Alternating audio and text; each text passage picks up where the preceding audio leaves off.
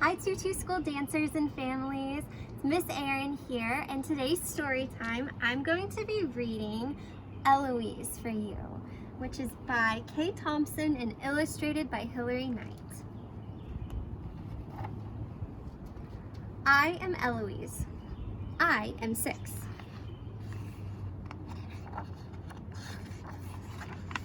I am a city child. I live at the plaza. There is a lobby which is enormously large with marble pillars and ladies in it and a revolving door with a P on it. I spend an awful lot of time in the lobby. For instance, every day I have to go to the desk clerk and see what's happening there.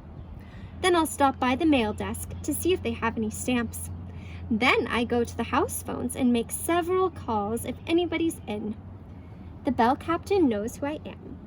If there is a lot of luggage trying to get in the elevator, and these people are all in a crowd and smoking and from out of town or something, I edge into the middle of it and lose my skate key. I am a nuisance in the lobby. Mr. Salamoni said so. He is the manager. I always say, "Good morning, Mr. Salamoni," and he always says, "Good morning, Eloise." My mother knows the owner. I live on the top floor. Of course, I am apt to be on any floor at any time, and if I want to go anywhere, I simply take the elevator.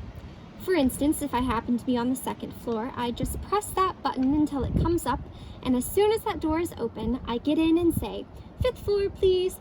And when those doors clank shut, we ride up and I get out on the 5th floor, and as soon as that elevator is out of sight, I skibble up those stairs to the 8th floor, and then I press that button, and when that same elevator comes up, and as soon as that door is open, I get in and say, "15th floor, please."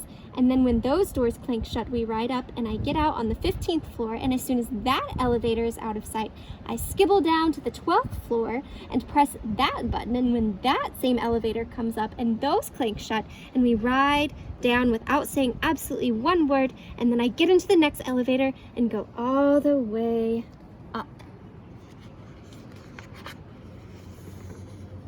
And then I get off at the top floor and look in the mirror at me, Eloise.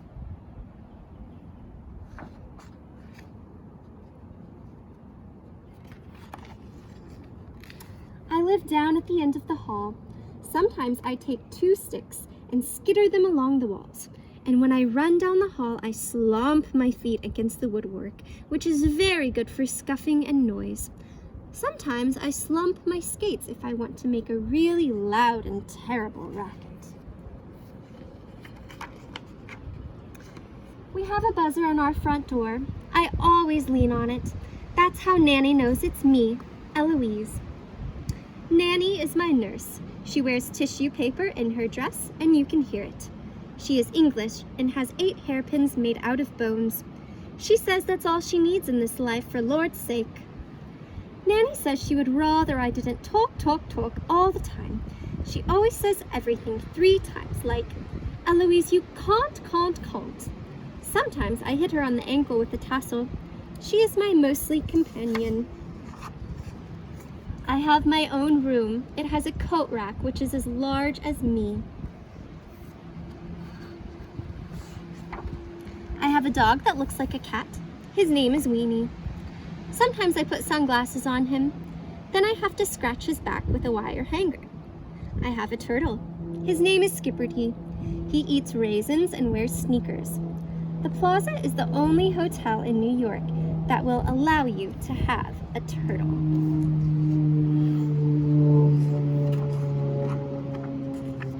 Skipperty and me, we always know it's morning because Weenie breathes in our face and kisses us. The absolutely first thing I have to do is braid Skipperty's ears. Otherwise, he gets cross and develops a rash. Nanny gets up feeling tired, and puts on her kimono and skibbles over to slam those windows down shut so that we don't freeze. Then she stretches her muscles and feels fresh. Nanny yawns out loud. Then I pick up the telephone and call room service. Ooh, I absolutely love room service. They always know it's me and they say, "Yes, Eloise?" And I always say, "Hello, this is me, Eloise, and would you kindly send 1 roast beef bone, 1 raisin, and 7 spoons to the top floor, and charge it, please. Thank you very much. Then I hang up and look at the ceiling for a while and think of a way to get a present. I usually yawn out loud several times. Then Nanny gives the signal, and Weenie and Skipperty and me, we skibble out of bed as fast as we everly can, and Nanny wraps us up in our robe and holds us tight, and I pat her on the bottom, which is large. Then we have to do our morning duties and laugh and sing. London from bottom to top is up, the keeper in the shop is up, and even Mrs. Mop is up. Oh, what a lovely morning. Oh, I just love Nanny, I absolutely do. That's all we have time for today. Thanks for joining me.